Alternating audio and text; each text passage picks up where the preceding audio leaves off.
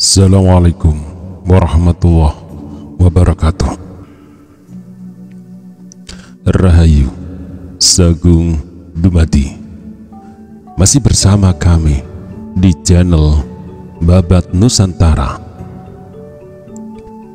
Pada kesempatan kali ini akan melanjutkan cerita Gajah Mada bagian ke-19. Dalam perang yang terjadi, dengan mudah Rakuti memberi perintah.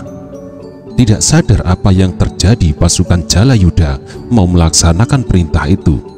Karena dalam perang yang melibatkan pasukan segelar sepapan, harus ada yang mengendalikan. Namun, kini setelah sebagian prajurit mendapat kesempatan berpikir, mereka dililit rasa tidak pada tempatnya. Mengapa Rakuti memberikan perintah kepada mereka? Apa hak Rakuti memberi perintah kepada mereka? Rakuti bukannya tidak menyadari hal itu. Melihat para prajurit menatapnya dengan aneh, Rakuti agak kebingungan. Namun Rakyat Kuti tak kehilangan akal. Rakyat Kuti yang mempunyai kemampuan mempengaruhi orang lain dan berbakat menjungkir balikkan keadaan, mencoba menggunakan bakatnya itu. Tanpa banyak bicara, Rakuti berjalan menyibak prajurit Jalayuda yang memandanginya dengan tatapan aneh. Para rakyat Wenesuka yang melihat perkembangan tak terduga itu bergegas mengikuti. Ternyata sosok mayat Tumenggung Panjiwatang yang dituju Rakuti. Pimpinan Wenesuka itu berjongkok di depan jasad yang tidak bernafas lagi itu. Rakuti termangu beberapa saat lamanya. Tidak ada yang memerintahkan. Para prajurit berdatangan.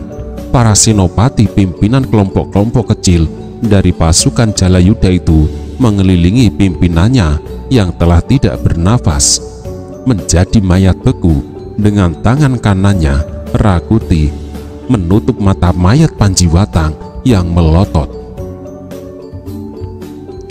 Rakuti segera mengubah suaranya menjadi agak serak, seolah dirinya lah yang paling berduka dengan kematian Panjiwatang itu.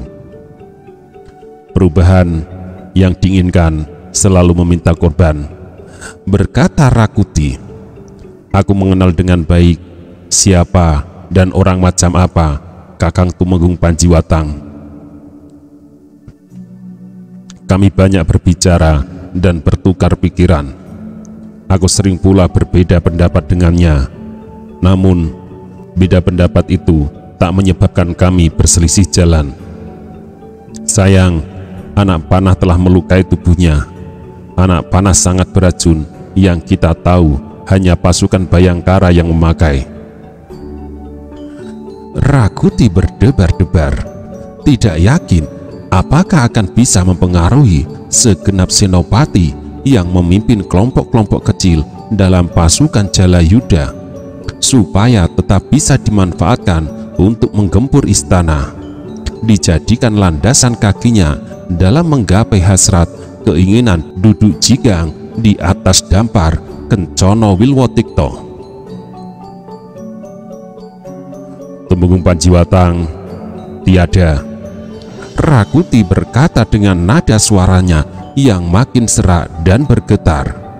Sekarang, apakah yang akan kita lakukan?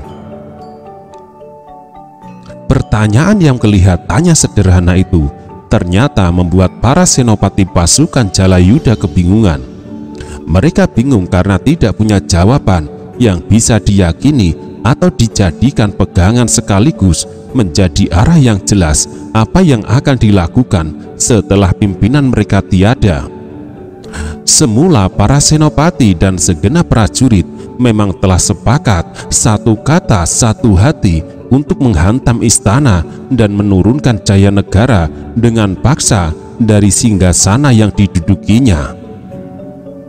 Jika upaya itu berhasil, Tumenggung Panjiwatang akan menggantikan Jayanegara menjadi orang utama di Majapahit. Namun Tumenggung Panjiwatang telah praloyo. Jadi, apa yang harus kita lakukan? Tak ada yang bisa menjawab pertanyaan itu. Tidak peduli siapapun yang memimpin, lanjut Rakuti, keinginan serta cita-cita mulia rakyat Tumenggung Panjiwatang untuk menggulingkan Srijaya Negara yang keblinger dan tidak tahu diri itu harus ada yang melanjutkan sampai benar-benar menjadi kenyataan. Para senopati dan prajurit yang mengelilingi mayat rakyat Panjiwatang saling pandang satu dengan lainnya. Ucapan Rakuti yang mengalir tenang itu menyihir mereka. Atau apakah kita akhiri petualangan ini hanya cukup sampai di sini saja? Rakuti menekan, jika hanya sampai di sini dan Jaya Negara tidak digulingkan, Jaya Negara yang pendendam itu akan melakukan pembersihan habis-habisan. Seorang demi seorang dari kita semua akan dibabat habis. Lari dan bersembunyi pun akan dikejar. Selanjutnya, Jaya Negara akan menghapus keberadaan pasukan Jalayuda yang disegani kawan, ditakuti lawan, hingga tidak ada jejak bekasnya sama sekali. Rupanya mulai terbuka mata segenap senopati dan sebagian prajurit yang berkumpul itu, bahwa apa yang terjadi tak mungkin disudahi hanya sampai di situ. Perang memang harus dilanjutkan sampai tuntas, sampai Jaya Negara benar-benar berhasil diringkus. Bagaimana? Tanya Rakuti. Kalian sepakat? Seorang senopati tampil mewakili teman-temannya. Tak ada pilihan lain. Perang memang harus dilanjutkan sampai diperoleh keyakinan Jaya Negara terguling. Para senopati lainnya sependapat. Terlihat dari mereka yang mangut-mangut membenarkan. Rakuti merasa tiba saatnya untuk menggiring mereka. Seperti apa yang aku bilang, berkata Rakuti, tidak menjadi soal siapa yang akan memimpin perang ini. Tadi aku lancang mengambil alih kepemimpinan karena aku melihat Tumenggung Panjiwatang dibunuh dengan cara sangat licik. Kini aku kembalikan kepada kalian siapa yang bakal memimpin, menjadi pucuk pimpinan pasukan Jalayuda, membedah pintu gerbang yang tebal dan kukuh itu. Siapapun yang akan mengendalikan perang akan kudukung sepenuh hati. Segenap Dharma Putra Winesuka juga akan mendukung. Tak ada seorang pun senopati dalam pasukan Jalayuda itu yang berani menampilkan diri mengambil kendali. Bagaimana kalau kau saja? Seorang senopati tiba-tiba menyampaikan pendapatnya. Rakuti memang telah menduga akan seperti itu. Namun Rakuti kaget, atau tepatnya pura-pura kaget. Senopati yang baru saja melontarkan usulan itu memandang teman-temannya. Senopati itu lega karena temannya sependapat dengan gagasan itu. Jangan aku, jawab Rakuti. Aku tidak keberatan untuk tampil mengendalikan pasukan. Tetapi apakah prajurit Jalayuda akan mau menerima kehadiranku sebagai pimpinan yang mengendalikan pertempuran? Tak soal, jawab senopati yang mengusulkan Rakuti. Kami akan menempatkan diri di bawah perintahmu sampai upaya itu benar-benar membuahkan hasil. Rakuti tidak tersenyum, meskipun dalam hati pimpinan Winesuka itu tersenyum. Rakuti bangkit dan memandang regol istana seolah mengukur seberapa tebalnya. Di Nabestala, mendung yang tebal makin merata di segala penjuru. Mendung tebal dan suasana yang suram itu seolah menjadi gambaran apa yang terjadi. Majapahit sedang berwajah suram, dibalut duka dan sakit. Akan aku penuhi keinginan kalian, berkata Rakyan Kuti. Tetapi sebaiknya berundinglah lebih dahulu. Hanya itu permintaanku. Para senopati pasukan Jalayuda yang masih lengkap itu kemudian berunding antara satu dengan lainnya. Di antara mereka terlihat pembicaraan yang bersungguh-sungguh. Apa yang sedang mereka bicarakan, Rakuti tidak mendengar atau tidak ada gunanya mencuri dengar. Rakuti sudah mempunyai gambaran apa yang sedang mereka bicarakan. Para senopati pasukan Jalayuda memang tak punya pilihan lain kecuali perang harus diselesaikan. Perang harus diselesaikan sampai tuntas. Untuk itu harus ada yang menjadi pimpinan mengendalikan gerak pasukan. Dalam hal itu, Rakean Kuti telah menunjukkan keberhasilannya dengan memporak-porandakan gabungan pasukan Jalapati dan Jalarananggana. Jelas Rakuti mempunyai pandangan yang tajam dalam menghitung berbagai kemungkinan di medan pertempuran. Dengan wajah diteguk, Rakuti berdiri. Ratanca dan Rayuyu mendekat, disusul kemudian oleh Rabanya, Rawedeng, dan Rapangsa. "Mereka orang-orang bodoh," bisik Rakuti. Tubuh mereka sangat kekar, otak mereka amat kecil. Rawedeng tersenyum mendengar kata-kata yang menurutnya sangat lucu itu. Winesuka lainnya juga tersenyum. Hanya wajah Ratanca yang tetap datar, tidak mengisyaratkan isi perasaannya. Ratanca menengadah, memandang langit, memperhatikan mendung tebal. Namun dalam keadaan seperti itu, Ratanca masih sempat membayangkan sebuah wajah melalui lamunannya di tengah peperangan itu. Wajah yang amat cantik jelita yang selama ini mengganggu tidurnya, membuatnya tidak nyaman melakukan apa saja. "Bagaimana?" tanya Rakuti pada Senopati Jalayuda yang mewakili teman-temannya. "Kami telah mengambil sikap," ucap Senopati itu. "Kami akan menempatkan diri di belakangmu." Rakuti memamerkan wajah bijak. Jika wajahnya yang bijak itu dikelupas, akan muncul wajah yang lain, rupanya serigala. Wajah Klobot memang menyembunyikan wajah Klobot lainnya. "Baiklah," berkata Rakuti tegas. "Jika demikian, perintahku yang pertama, tebang pohon kelapa. Dengan gelondongan pohon kelapa itu, kita jebol dinding istana. Sekuat apapun dinding yang terbuat dari bata itu, tentu jebol di hatam pohon kelapa yang didorong di atas pedati atau dipikul beramai-ramai. Jangan hanya satu, kalau perlu 4 atau 5. Para senopati Jalayuda menerima perintah itu tanpa menyisakan perasaan lain. Di bawah Rakuti, mereka berharap bisa menjungkir balikan keadaan. Jika Jaya Negara terguling, mereka akan bisa berbuat apa saja. Yang berpangkat senopati bisa dengan mudah dan semaunya menaikkan pangkat itu menjadi tumenggung. Prajurit menjadi bekel dan bekel menjadi senopati. Atau kalau mau prajurit langsung naik pangkat menjadi tumenggung. Prajurit yang asal-usulnya perampok yang dibina sejenak boleh kembali ke parangai aslinya.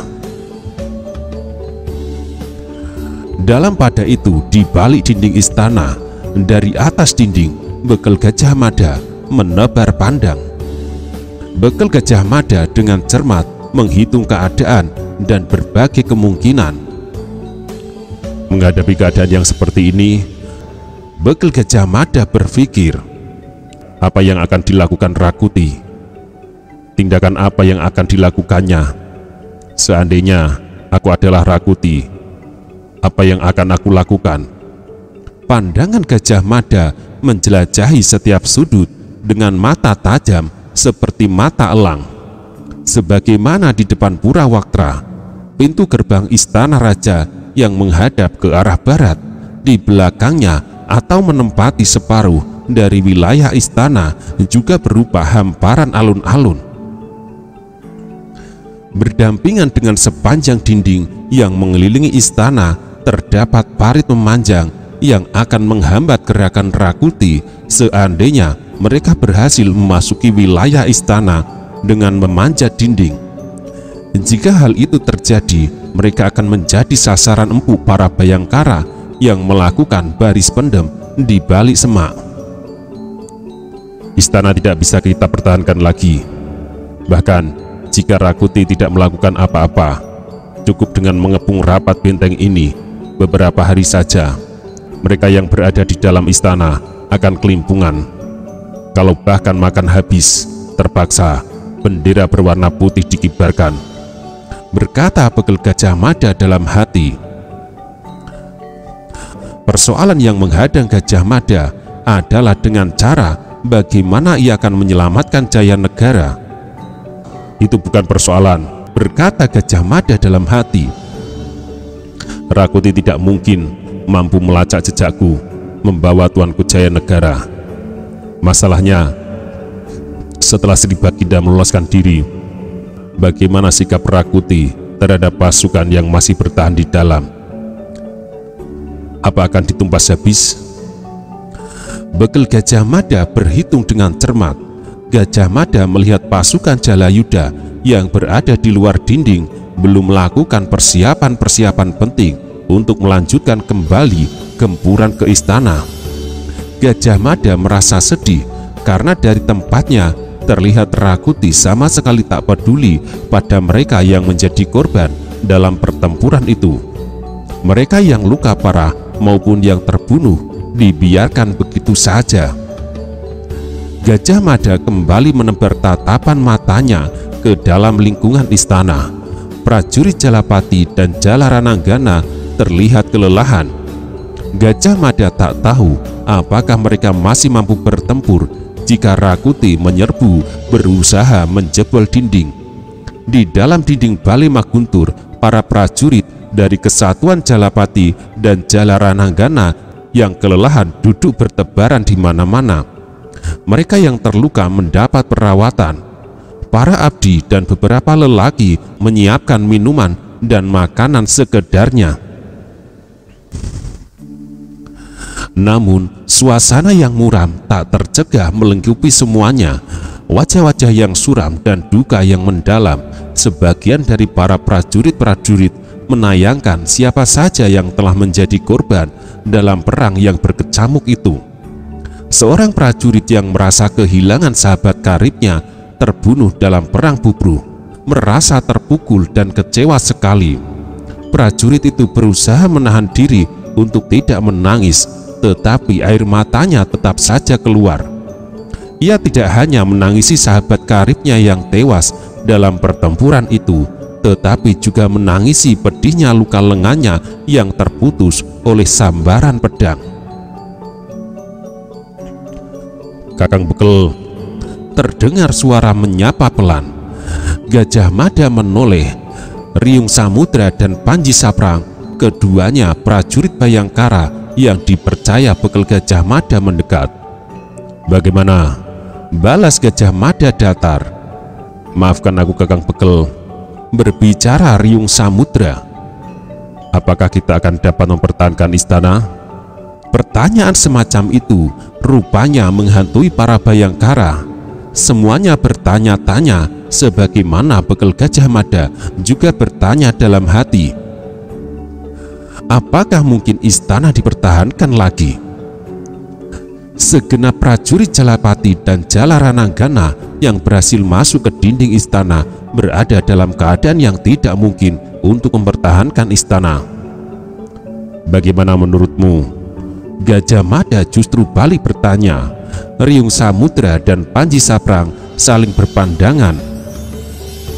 Rasanya tidak mungkin, jawab Panji Saprang. Kenapa tidak mungkin? Desak Gajah Mada.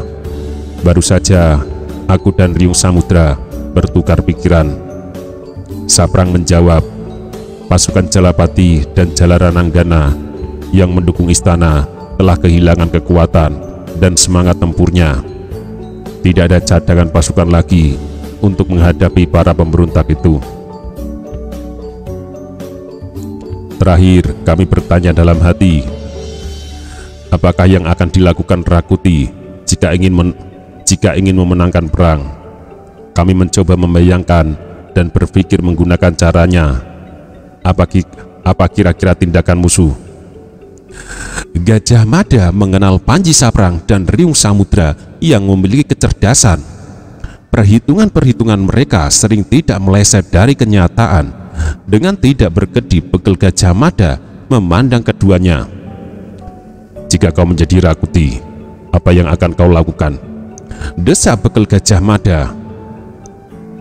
"Ada banyak kemungkinan," jawab Riung Samudra. "Mereka tentu akan berupaya keras menjebol dinding atau memecahkan regol. Upaya itu akan sulit dilaksanakan jika para bayangkara yang menjaga dinding memiliki anak panah yang cukup. Pada kenyataan, jumlah anak panah yang ada tidak mencukupi kebutuhan. Di pihak Rakuti ada banyak cara yang bisa diambil.